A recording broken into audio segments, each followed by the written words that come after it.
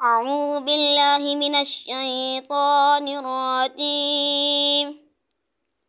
بسم الله الرحمن الرحيم. والسماء والطارق وما أدراك ما الطارق النجم الثاقب إن كل نفس لما عليها حافظ فلينظر الإنسان مما